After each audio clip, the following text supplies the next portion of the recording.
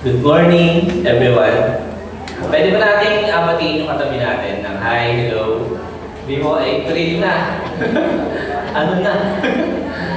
Yeah. So today po, brand new series tayo po, Who Needs Church. Yan.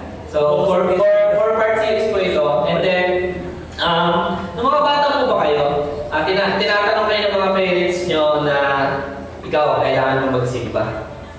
Sinasabi ko sa inyo ng mga parents niyo, or wala na. Basta bibitbiting ka niya, bibihisan ka niya, bibitbiting ka ng peras mo, dadalhin ka sa simbahan. Diba? Ako yung mama ko, walang sabi-sabi yun, basta Sunday. Pumunta kami simbahan, tapos kapag simbang gabi, lagi kong naikumpita ako kung pwede yung simbang gabi na yun. So lagi ako nag-wish. Dahil lagi ko naikumpita ako kung pwede yung simbang gabi kasi lagi niya ako sinasama. So yung pag-uusapan po natin ngayon is, for the next 4 weeks, totoo ba na kailangan natin ng church? Sa tingin nyo, totoo ba na kailangan natin ng church? And kung kailangan natin yung church, bakit? Bakit natin siya kailangan? Meron ba kayo idea or na-experience nyo na ba siya? Yung sagot doon, bakit natin kailangan church? So first things first po, lilinawin ko lang po, yung tinutukoy natin na church dito is not a building. Hindi siya place, hindi siya temple, hindi rin siya religion. Ang tinutukoy po natin na church dito is the assemblies of Jesus followers. Pagsasama-sama ng mga followers ni Jesus sa isang lugar. So parang tayo sa Angono, meron din sa Binangonan. If alam niyo yung mga church sa Corinth, alam niyo yung mga church sa Ephesus, alam niyo yung church sa Philippi. So kaya nagkaroon ng mga church doon dahil nagsasama-sama yung mga Jesus followers. So malinaw tayo doon ha. So the assemblies of Jesus followers committed to the teachings of Jesus. They are committed to the teachings of Jesus that we are to love one another the way God loves us through Jesus. Yun po yung center nung church, ng mga pinag-usapan ng followers ni Jesus. And also, to love those people outside the church. To love those people outside dun sa assembly. So, that's the church we are talking about here. Not a place, not a building, not a temple, not a religion. Assemblies of Jesus followers. Also known as church. So, si Jesus po, meron siyang conversation dun sa mga disciples niya, sa mga apostles niya. So, tinanong niya yung mga disciples niya, guys, ano bang sabi ng ibang tao tungkol sa akin? Tinanong niya yung mga disciples niya. Sabi ng mga disciples niya, Jesus, ikaw daw yung yung reincarnation ng mga prophets. Sabi din ng iba, ikaw daw si Jeremiah, ikaw daw si Elijah. Sabi din ng iba, ikaw daw si John the Baptist. And then si Jesus, gumarap siya sa mga apostles niya. Eh kayo guys, sino ako para sa inyo? Tinanong niya yung mga apostles niya. Sino ako para sa inyo? Sino ba ako pagdating sa inyo? So si Peter, sumagot siya. Ito yung sagot ni Peter. Sabi niya, you are the Messiah, the Son of the living God. You are the Messiah, the Son of the living God. Ito yung matagal nang inaantay ng mga Jews. Ito yung matagal nang nakasulat sa mga prophecies ng mga Jews. Si Jesus yun. You are the Messiah, the Son of the living God. Ano sabi ni Jesus kay Peter? Good for you, Peter. Walang ibang tao nagsabi sa inyo. Nireveal sa iyo ni God. So good for you, Peter. And then Jesus made a declaration about the church. So sabi ni Jesus, upon this rock. So yung tinutukoy na rock dito ni Jesus is hindi si Peter. Ang tinutukoy na rock dito ni Jesus is yung statement na ginawa ni Peter, na sinabi ni Peter, which is, He is the Messiah, the Son of the living God. And upon that rock, sabi ni Jesus, I will build my ecclesia. So ito po yung ginamit na word nung sinulat itong Bible. Ibig sabihin na ecclesia is assemblies of Jesus followers or assemblies or congregation with a purpose to accomplish something. And then, ecclesia, hanggang sa naging church yung tawag sa kanya. But the original word is the ecclesia. So ito pong ecclesia, this movement would be unstoppable. Kasi sabi ni Jesus, all the powers of hell will not conquer it. So itong itatayo ko na assemblies, itong itatayo ko na church, will be unstoppable. Hindi siya kayang i-stop ng mga tao. People will try to stop it, pero hindi sila magwawagi. People will try to discredit the church, na wala namang natutulong yung church, pero hindi sila magwawagi. People will try to corrupt the church. People will try to distort or stop the church, but the church will be unstoppable because it is tied to the will of God. The church is onward moving, expanding network of Jesus followers who are doing what Jesus told us to do and love other people how Jesus loved us. Yun po yung tinutukoy na church dito. In fact, sabi po ni si Jesus po, after nang mamatay, so 200 years after mamatay ni Jesus, yung mga apostles niya, kinalat yung teachings niya sa buong mundo. And yung teachings ni Jesus, yung church po, nakarating siya sa Roman Empire. That time po, yung Roman Empire, sila po yung pinakamalakas sa buong mundo. Katulad ngayon, I think America yung pinakamalakas na bansa ngayon. That time, yung Roman Empire po yung pinakamalakas na bansa. And then yung Roman Empire po na yun, yung isang emperor nila, which is si Constantine. Constantine became a follower of Jesus because of the church. And then si Constantine, ang ginawa niya, all throughout the Roman Empire, inalaw niya na yung pagtuturo ng teachings ni Jesus. And then hanggang sa yung buong Roman Empire, yun na yung beliefs nila. Kasi yung beliefs nila dati, masyado silang maraming God. Ngayon, meron na lang silang isang God. Isa na lang yung pinaniniwalaan nilang God. And dahil yun, sa church, hindi naman intended ni Jesus na maging religion yung teachings niya. Pero, I think and I believe na plan din ni God yun para ma-reach out yung mga tao in the future. So, when Emperor Constantine made Christianity the official religion, the teachings of Jesus become the moral compass. Ibig sabihin po ng moral compass, yung teachings ni Jesus po, yun na po yung naging pamantayan kung ano yung tama. Doon na po kinukuha yung mga ginagawang batas para itama yung mga mali. And noong time na yun, yung Roman Empire, halos kalahati ng buong mundo, nasakop nila eh.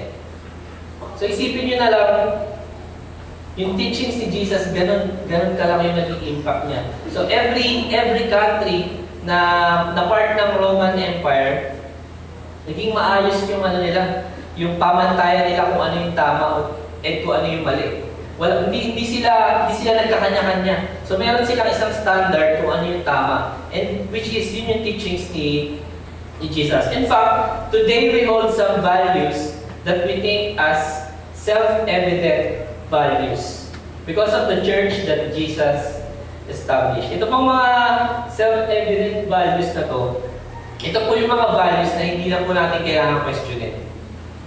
Na alam natin sa sarili natin na tama siya.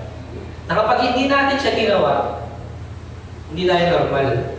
Na kapag hindi natin siya ginawa, parang may mali sa akin. Kasi alam mo mismo sa sarili mo na mali yun. Alam mo mismo sa sarili mo na tama yun. So yun yung mga self-evident values na nakuha natin because of the church.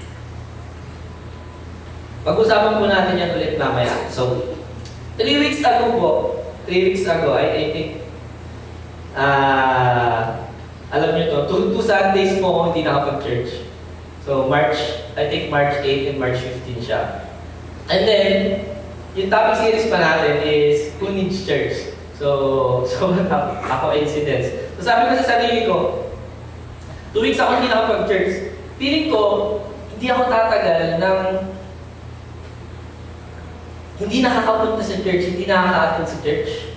2 weeks pa lang yan 2 weeks pa lang yan Kasi kapag hindi pa ako nakapag-church, ang feeling ko, on my experience last 2 weeks, parang ang bilis kong ma-tempt.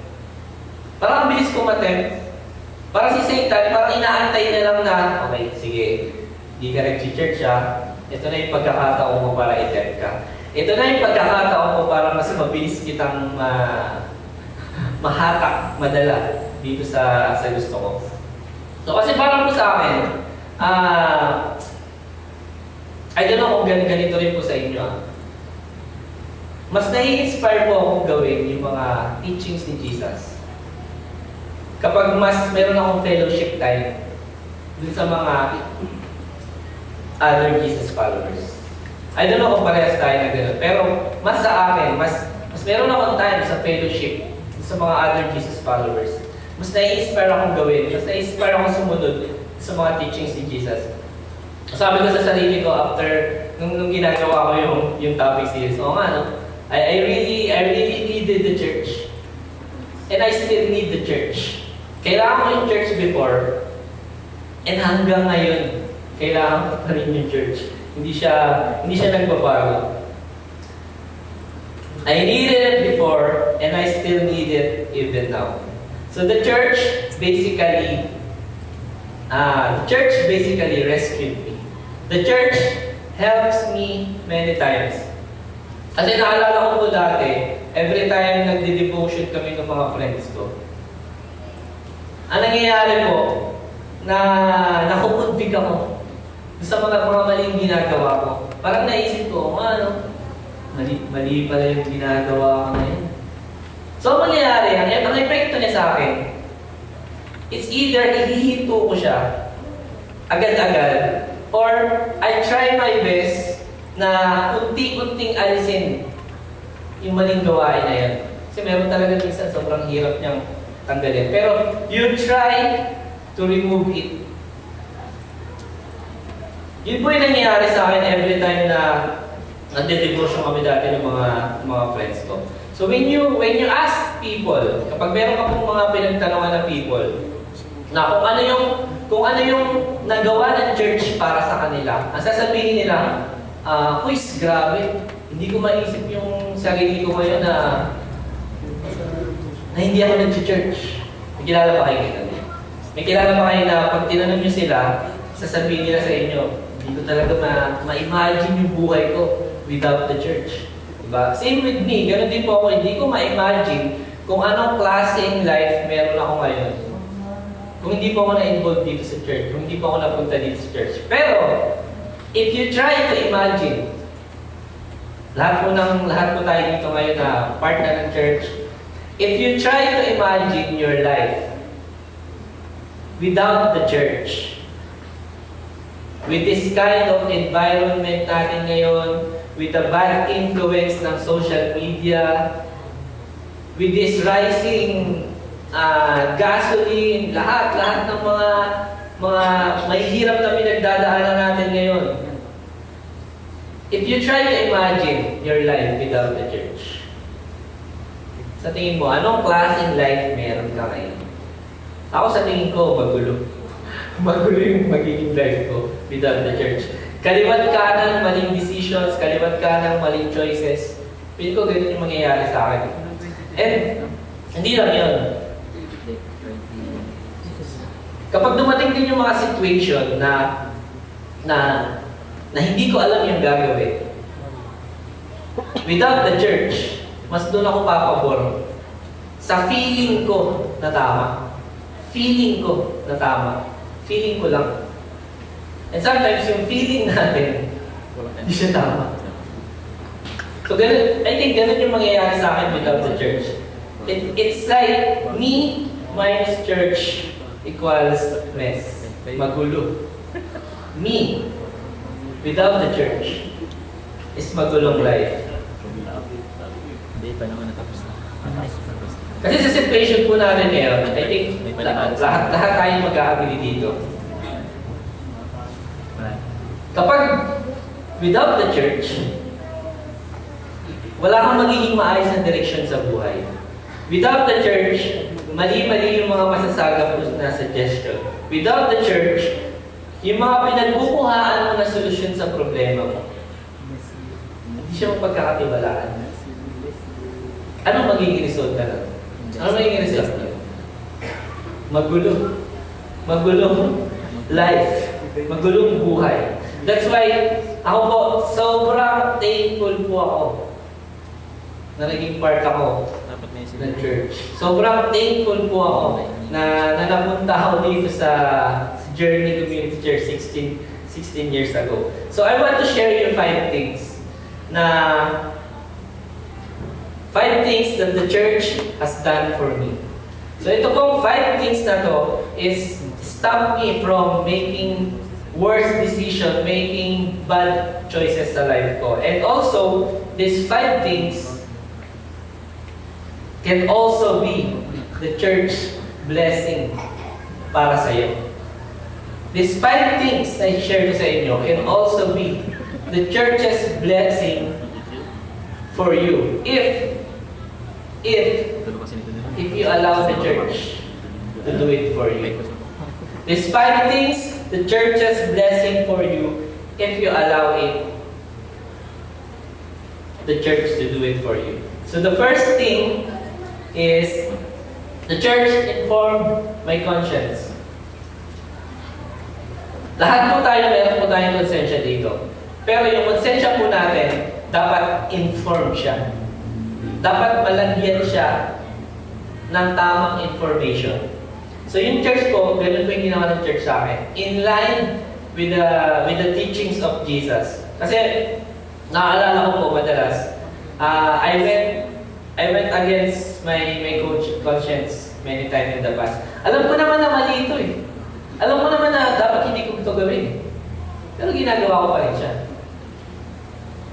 Di ba? So the church informed my conscience in line with the teachings of Jesus. So, kahit alam ko na mali yung ginagawa ko, aware ako. Aware ako na mali siya. Hindi ko sinasabi na hindi ko alam na mali siya. Alam ko na mali siya, aware ako na mali yung ginagawa ko because my conscience has been informed. The church also taught me that we should treat all humans with dignity and respect. Kasi mahal din sila ni God eh. Creation din sila ni God. Sino ako? Sino tayo para i-judge sila? Sino tayo para hindi sila respetuhin? Sino tayo para hindi sila mahalin? Diba? So the church taught me that, and also the church taught me about the value of women in our society. Kasi madalas sa society yung mga babae po, hindi sila masyadong binavalue. Parang, diyan ka lang, kasama ka lang dapat. So si Jesus, hindi ganun yung ginawa niya. He elevates the women nung time niya. So the church informed me that every sin has consequence. Agree ba kayo doon? Every sin has consequence. Nobody gets by anything. And although I sin, although nagkasala ako, God loves me. God still loves me. Magkakasala po tayo dahil nandito pa tayo sa mundo ibabaw. But God still loves me. God still loves you. Kahit ikaw ay nagkakasala. So the second thing that the church did for me was instilled a sense of purpose. The church instilled a sense of purpose. nalaman ko na meron palang plano si God sa buhay ko. Kasi before po, ewan kung naisip nyo rin siya before. Siguro mga lalaki lang nakakaisip ko. Yung mga bahay hindi siguro naisip ko. Minsan, may times before, nung hindi pa ako nag-church, ang iniisip ko lang, ganito lang ba yung magiging lifespan ko? Pagka-graduate ko, tatrabaho ako, mag-aasawa ako, magkakaanak ako, mamatay ako. Ganun lang ba siya? Parang boring. Parang boring naman ang magiging buhay natin kung ganun lang siya. And then, nung napunta ako sa church, parang wow, hindi lang pala yung ibig sabihin ng life.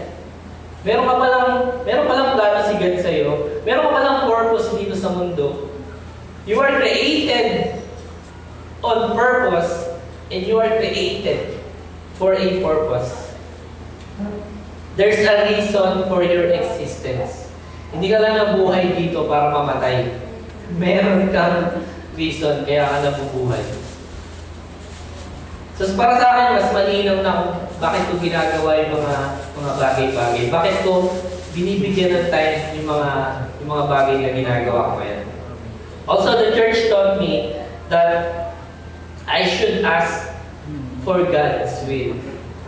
I should ask for God before making any decisions na gagawin sa buhay ko. The church taught me na napaka-importante na humingi ka ng wisdom kay God bago ka gumawa ng mga decisions, ng mga choices sa buhay mo. Katulad na sabi ni Jesus, "Not my will, but your will, Father, must be done." So the church taught me that I should seek the will of God more than my will. The third thing that church taught me is serves as a context for lifelong friendships. Serves as a context for lifelong friendships. So yung mga closest friends ko po, dito ko sila na-meet sa church. Kayo ba? Ganun din ba kayo? Yung mga closest friends nyo ngayon, saan nyo sila na-meet? Sa school? Or mga childhood friends sila? Ako po yung mga closest friends ko ngayon, dito ko sila na-meet sa church. Hindi po perfect yung friendships namin kasi iba-iba po kami ng ugali, iba-iba kami ng mga ideologies sa buhay, magkakaiba kami ng mga perspective. But we agree on one thing. Yung faith namin kay Jesus, yung paniniwala namin kay God. And that thing bonds us together. Yung pagkakapareho namin na yun. Hindi ko rin po ina-expect na yung magiging mga closest friends ko, magkakalayo kami ng bahay. So isipin nyo, taga-Botong, taga-Manggahan, taga-Turabiluan, taga-Antipolo. Hindi ko naisip na magiging na ganun yung mangyayari. But because of the church, God brought us together so we could share life and walk this journey side by side. Ito po yung recent or first time sa pagkakaalam ko. Ito yung recent travel namin na magkakasama, first time. So last November po, pumunta po kami sa Baguio nung birthday ni Jomar. Yan yung po si Jomar. Hindi po. Basta so nung birthday ni Jomar, last November, pumunta kami sa Baguio. Yan. Ito po picture na to, sa Baguio po yan. Maraming mga puno eh. So sa Baguio po yan, ito po sa The Mansion siya. So yung The Mansion, yan yung pinag-i-stayhan ng mga presidente. Nakalimutan ko na yung sinabi ng tour guide eh. Sobrang dami kasi. Basta ang naalala ko lang, dito nag-i-stay yung mga presidente pag pupunta sila sa Baguio. And then yung next picture po, ito naman po yung kumain kami dun sa Hindi. Alex, sorry. Ayan, kumain po kami dun sa ito, ang best seller nila is yung Choco Butterroll. Yung parang sobrang purong chocolate niya. Sa sobrang puro niya, lasang beer na siya. Sorry po kasi alam mo yung last ng beer kasi umiinom naman po ako dati. So naalala ko pa yung sasabi ko. So tinikman namin yung chocolate na to, parang lasa siyang beer. Sabi ko, ano ba to? Chocolate ba talaga to? Bakit ganyan? house na marami siyang kainan, marami siyang mga bilihan ng souvenir. And then yung last thing po na pinuntahan namin is ito po, sa Mines View. So dito po sa Mines View, parang mas matagal pa kami kumain dun sa restaurant kaysa nag-stay kami dito. Kasi wala kang gagawin, yung picture ka lang, tapos alis ka na. Yung mga 5 minutes lang kami nag-stay. Tapos kumain na lang kami. So, ayun po. Yan po yung mga yung last travel namin sa Baguio na magkakasama. And I'm so grateful po for this kind of friendship because of the church. So, if hindi po ako nag-church, if hindi po ako na-involved sa church, hindi ko po makikilala itong mga tao na to. So the fourth thing that the church taught me is to be generous. The church taught me to be generous.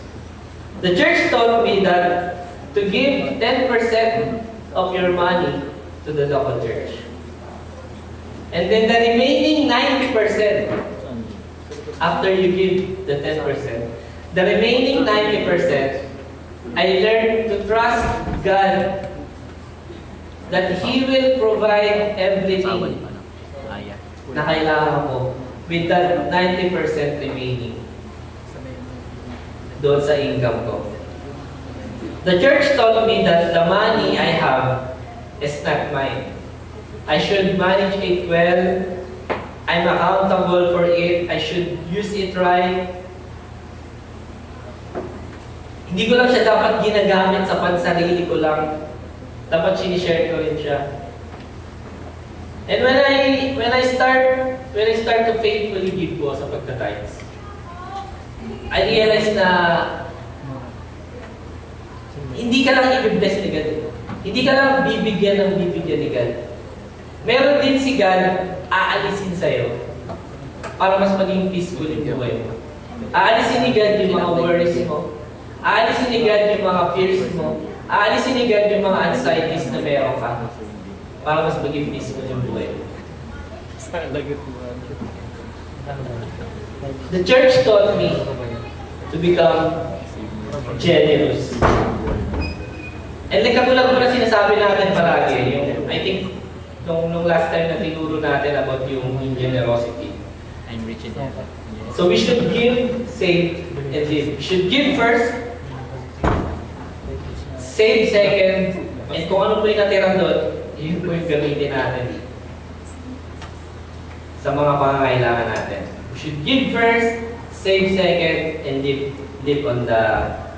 on what's left dun sa income natin. So giving is a habit that impacted all my finances. I also learned that I should manage money. I should control yung pera ko. Hindi ako yung kinokontrol ng pera ko.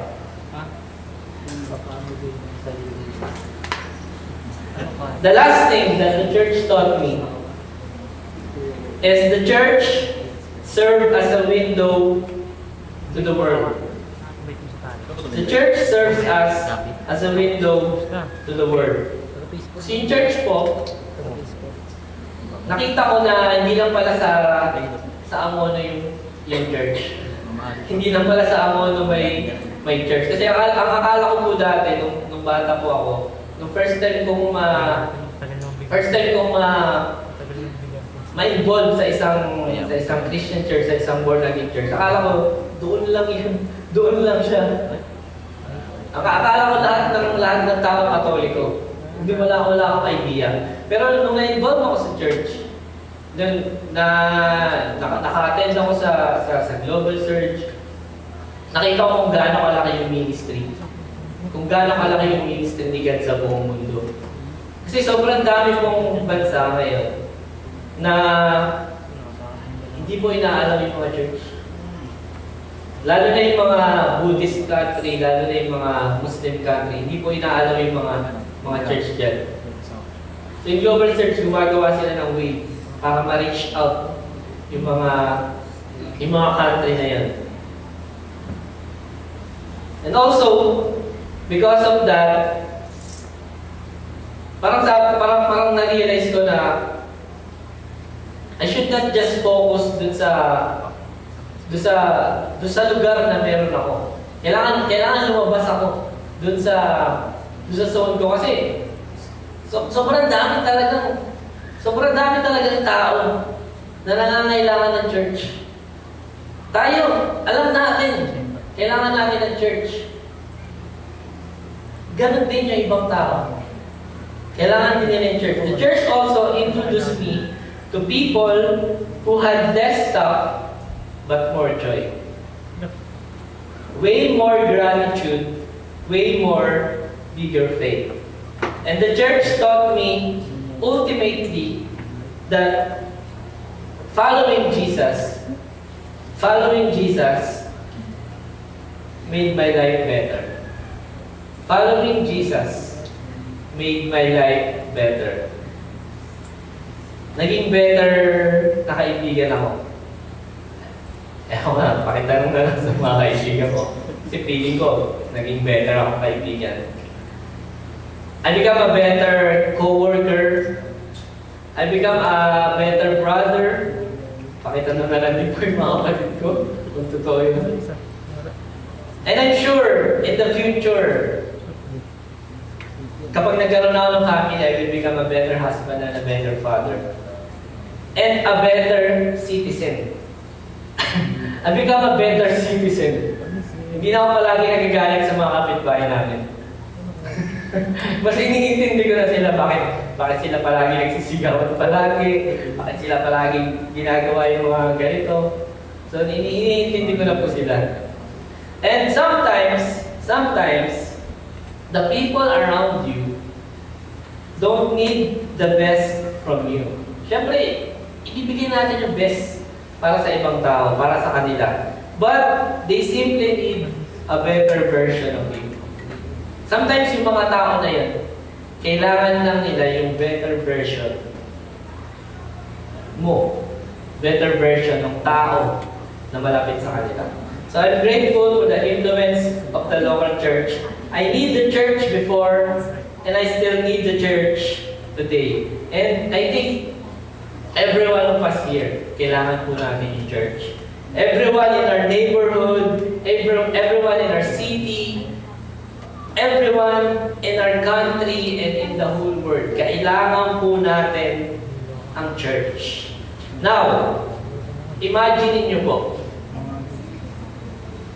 wala pong church. Imagine niyo lang. Asan ka kaya ngayong Sunday kung walang church? Sa tingin mo? Ano kayang ginagawa mo at tuwing Sunday kung walang church? As in, wala talagang church. Sa buong mundo, walang church kahit saang lugar. Ano kayang ginagawa mo ngayon? Ano kayang klaseng buhay meron ka kung wala yung church? Anong klaseng kapatid ka kaya? Anong klaseng tatay ka kaya? Anong klaseng nanay ka kaya? Anong klaseng kaibigan ka kaya kung wala yung church? What would be our life without the church? I think it would be a really bad nation, a really bad country, a really bad city. Sobrang magulo yung mahabang parang kung walang church. Because yung mga batas, yung mga rights po na meron tayo ngayon, lahat po yun nanggaling sa teachings ni Jesus. Yung mga na-experience mo ngayon na rights, yung mga na-experience mo ngayon na mga gandang bagay because of the law, galing yan lahat sa turo ni Jesus. And if not for the church that carried the teachings of Jesus, our world would be different. Kakaiba. Ibang mundo meron tayo kung wala pong church. Because without the church, wala pong rights yung mga women. Kasi dati po, yung mga women, ano lang sila eh. Parang commodity lang sila. Parang pag kailangan mo ng babae, kung mayaman ka, may pera ka, pwede mong bilhin sa magulang yung babae, magiging asawa mo na siya. Dati rin, yung mga disabled children, kapag disabled yung bata, parang hindi siya mapapakinabangan ng parents niya. So, ang gagawin ng mga parents niya, i-abandon siya. Also, yung mga elderly, baka wala po kayong 20% discount ngayon. Kung wala akong church. Baka hindi mo maiisip ng mga magpapagas natin na nabigyan kayo ng 20% discount. Diba? Kung wala akong church, every rights na na-enjoy natin ngayon, baka hindi po natin. Baka wala po sila. Prior to Jesus, also, yung slavery. Slavery is a thing. Ngayon po ba mayroon pa kayo nakikita gano'n? Yung mga slaves. Alala, di ba? Kahit yung mga kasambahay po natin ngayon, sobrang protected na sila. Sobrang nabibigyan na sila ng tamang rights, ng tamang pangangailangan nila. So dati, before Jesus, slavery. Slave ka. Pwede ka maging slave bago dumating si Jesus. So we are fortunate po dahil po sa church. We live in a highly Christianized world because of the church. The Philippines po, lalo na po yung Pilipinas. Tayo po is a highly Christianized country. So isipin nyo kung hindi tayo na Christianized dito sa Pilipinas, ano kaya klase yung mga religion natin dito? Maybe we are Buddhist, pwedeng mga Muslim tayo lahat dito. Kasi yun yung mga malalapit na bansa sa atin eh. China, Vietnam, Indonesia, mga Hinduism, yung mga religion na yun. They don't believe in God. Hindi sila naniwala kay God. So yung mga rights na meron sila sa mga religion na yun, sometimes, hindi siya maganda. Hindi siya makatao. So our culture has been greatly influenced by the Christian values that Jesus taught. Kaya alam po natin, sabi natin kanina, yung mga self-evident values sa life natin. Kahit hindi na natin siya masyadong isipin, alam natin na tama ito. Alam natin na mali ito. So if you are already part of the church, if you are already part of the church, if you are already part of the ecclesia, imagine yourself without the church. And if you are not part of the church, imagine mo yung life mo with the blessings na pwede mo makuha sa church.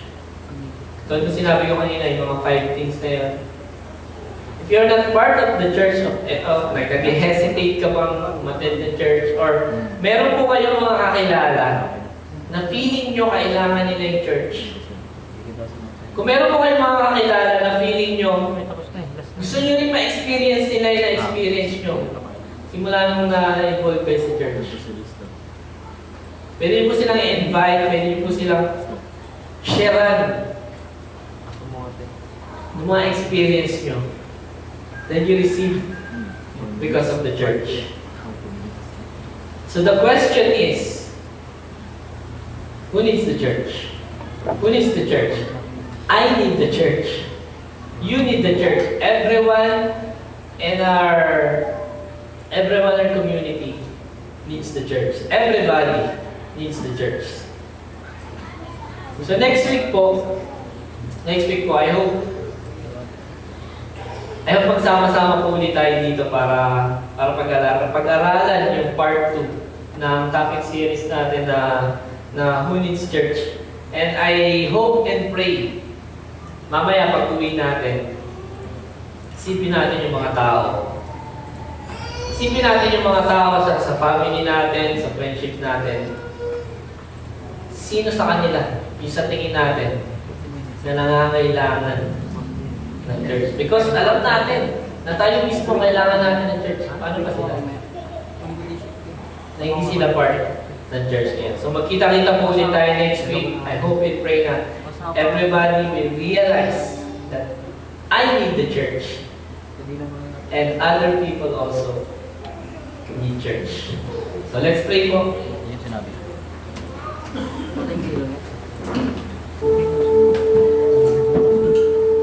Lord, maraming salamat po, Panginoon, sa time today, Panginoon, na nagsama-sama kami dito, Panginoon, to study your word. Lord, we pray na mamaya po pag-uwi po namin. Balikan po namin yung lives namin before we got involved in this church. Balikan po namin yung klase ng life namin nung hindi pa kami part ng church. And help us realize, Lord, kung gaano mo kami dines, kung gaano kalaki na impact yung church sa buhay namin. And alam po namin, Lord, na without the church, Lord,